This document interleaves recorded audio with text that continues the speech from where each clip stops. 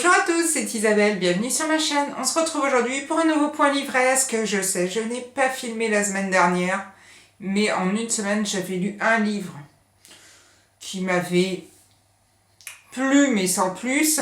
Du coup, je me suis dit, je vais pas faire un point livresque pour un seul livre. Et après, j'avais d'autres idées de vidéos. Le seul problème, c'est qu'il me fallait du temps. Et j'avais pas forcément de temps. En plus, il faisait pas super beau, donc j'avais pas non plus une lumière de ouf. Du coup, j'ai un petit peu laissé tomber, mais je garde mes idées en tête. Je vous retrouve donc aujourd'hui pour les derniers livres que j'ai lus durant ces 15 derniers jours. Et le premier livre que j'ai lu donc en une semaine, c'est La femme au manteau violet de Clarisse Sabart. Et dans ce livre, on se retrouve, comme dans tous les romans de Clarisse Sabart, à la fois en 2018 et à la fois en 1929. On est en 2018 avec le personnage de Jo. Et Jo apprend en fait qu'elle risque une rupture d'anévrisme et qu'il faut qu'elle se fasse opérer. Cependant, cette opération a des risques et elle ne sait pas vraiment que faire. Est-ce qu'elle risque l'opération ou pas? Et donc, on va suivre l'histoire de Jo. Parallèlement à ça, on est en 1929 avec le personnage de Charlotte. Et Charlotte est avec son mari à New York, ils ont un enfant. Le seul souci, c'est qu'à New York, Charlotte rencontre Ryan. Elle se prend d'amour pour cet homme, son mari va le savoir, il va se barrer avec ses papiers d'identité et son enfant, et elle va se retrouver toute seule à New York, sans sa famille, mais avec Ryan. Et on va donc suivre le destin de Charlotte et parallèlement, 2018, le destin de Jo. C'est un peu toujours la même histoire. C'est ce que je reproche à ce livre, et c'est vrai que j'aime beaucoup Clarisse Sabart, j'aime beaucoup son écriture. J'avais adoré les autres romans, je les ai quasiment tous lus, sauf j'ai arrêté là les romans de Noël parce que ça je peux pas. J'ai essayé, j'en ai lu un, mais ça n'allait pas du tout pour moi. Par contre, c'est vrai que les romans sur plusieurs périodes, c'est vrai que ça m'avait quand même attiré. Il y avait des secrets de famille, des choses comme ça. On est encore à fond dans la même chose. Le seul souci, c'est que j'ai eu du mal à accrocher au personnage. Le personnage de Charlotte, que je n'ai pas vraiment aimé en fait. C'est vrai qu'on l'a plaint, cette pauvre Charlotte, et c'est vrai que j'ai eu du mal à me retrouver en tant que maman avec ce personnage de Charlotte. Elle est aux États-Unis, elle veut retrouver son fils, mais bon, en même temps, il y a ce Ryan. Enfin, j'ai trouvé cette histoire un petit peu... pas invraisemblable, mais ça m'a pas touchée, et donc forcément, j'ai eu du mal à rentrer dans l'histoire. En plus, forcément, il n'y a pas un suspense de ouf. Donc, même moi, qui suis mais vraiment une nullité pour découvrir les fins, alors là, je l'ai vu venir gros comme un camion, on n'en pouvait plus, mais j'ai un peu moins aimé celui-ci. Après, ça se lit super vite, dit-elle alors qu'elle l'a lu en une semaine. C'est vrai que quand on est plongé dedans, et si on aime ce genre de livre, vraiment, je pense qu'on peut le lire assez rapidement. Moi, je l'ai lu justement très doucement parce que j'avais du mal à rentrer dedans et que le personnage de Charlotte, j'aurais foutu des baffes. Mais bon, ce n'est que mon humble avis. Si vous avez lu ce livre, n'hésitez pas, vous, à me dire ce que vous en avez pensé de ces personnages. Après, le personnage de Jo m'a pas non plus plu outre mesure, donc bon. C'est peut-être que personnel et les personnages de ce roman n'étaient peut-être pas faits pour moi. En tout cas, ça reste une lecture plutôt mitigée. Et après cette lecture mitigée, j'ai voulu me lancer dans ma pile à lire. Je vide ma palle. Et là, j'ai donc voulu choisir un bouquin. Et vraiment, dans la liste, il n'y avait vraiment rien qui m'appelait. Alors, je me suis dit, je vais me fier à la couverture. Et il y a forcément des couvertures qui m'appellent plus que d'autres. Et j'ai choisi le livre de Matthew McBride, Frank Sinatra dans un mixeur, avec donc toutes ces armes à feu, tronçonneuses, pilules. Et parmi tout ça, un tout petit Yorkshire trop mimes. Et je me suis dit, allez, je vais me lancer, je vais lire celui-là. La couverture me tente, tout du moins la couverture m'interroge. Et puis c'est vrai qu'il y avait toutes ces petites couleurs rouge, jaune et tout. Ça me donnait envie de le lire. Et alors ce livre est très spécial. Mais c'est vraiment pour moi une sorte d'ovni, parce que j'ai lu très peu de livres dans ce style-là. On est ici avec des braqueurs, ils vont braquer une banque mais avec une camionnette de boulanger. Tout va pas se passer forcément comme ils veulent, il va se passer plein de choses. Parallèlement à ça, on rencontre Nick Valentine, qui est un ancien flic et qui s'est reconverti en détective privé.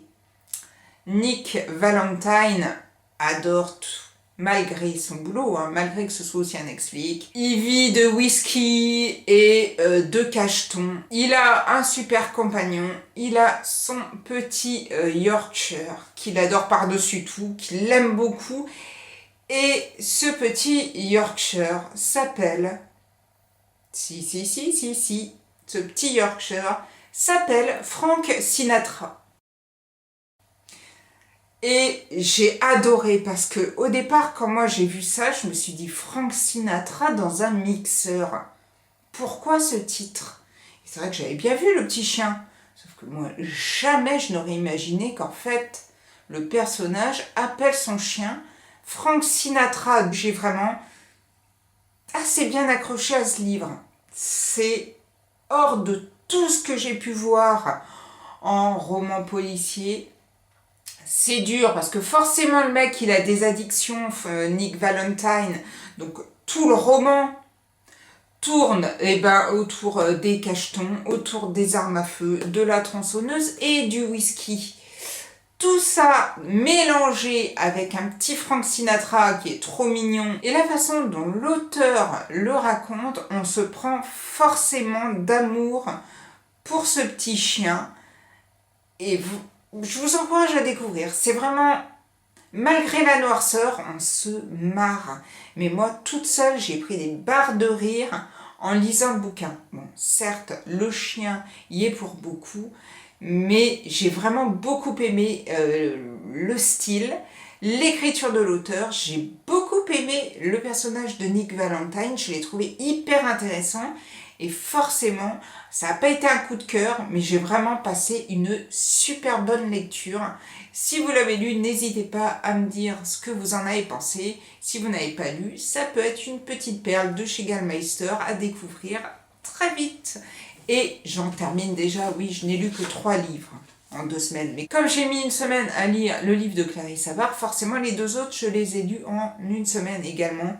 Et je les ai quand même assez vite bouffés. Et le dernier livre que j'ai lu, c'est le dernier livre de Jérôme Loubry, De Soleil et de Sang. C'est paru chez Calman Lévy dans leur collection noire. J'ai lu tous les romans de Jérôme Loubry. Je les ai tous aimés avec une mention, mais ça comme je pense quasiment tout le monde, une mention spéciale pour les refuges que j'ai adorés. Donc du coup j'avais un petit peu peur de continuer parce que je me suis dit il n'arrivera jamais à la hauteur des refuges.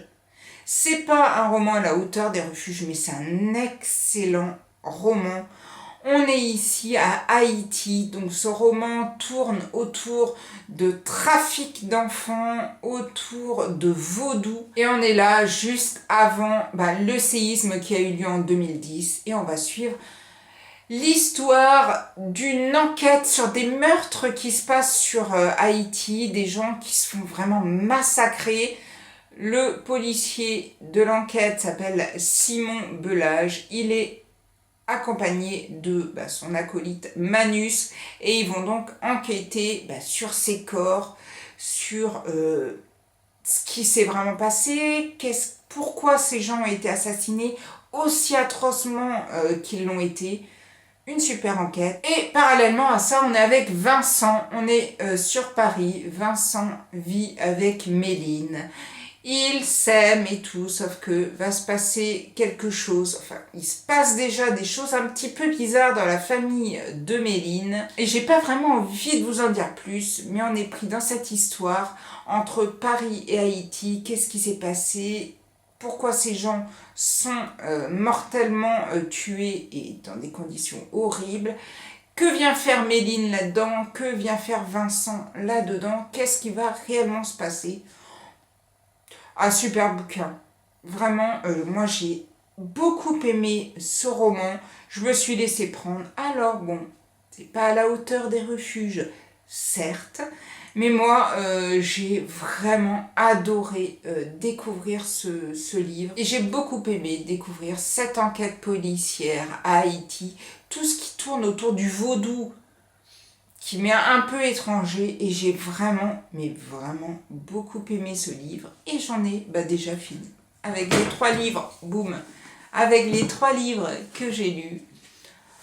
2 très bonnes lectures, ça va pas forcément vous étonner, un thriller et un policier américain. Et bon, un qui m'a un peu moins plu, mais c'est moi, hein. Je pense que ça vient réellement de moi. J'ai pas accroché, mais je pense que ceux qui aiment ce genre d'histoire, vous allez adorer suivre Joe dans ses péripéties en Angleterre. En tout cas, j'ai eu encore une nouvelle fois de très bonnes lectures. Là, je suis en train de lire les... Oh là là, je viens de le commencer hier. Je crois que c'est Les corps étrangers de Karine Joachim. Et je viens de commencer. Donc, je vais voir un petit peu. Pour l'instant, j'ai dû lire une 50aine de pages. C'est assez intriguant, je me demande vraiment où on veut nous amener. J'ai pas lu la 4e de couverture, hein. Je me suis arrêtée sur une sublime couverture, mais j'ai pas voulu en savoir plus. Donc là, pour le moment, je suis un petit peu en attente. J'espère que vos lectures à vous se passent très bien. Et je vous dis à bientôt pour une prochaine vidéo. Prenez soin de vous. Ciao, ciao!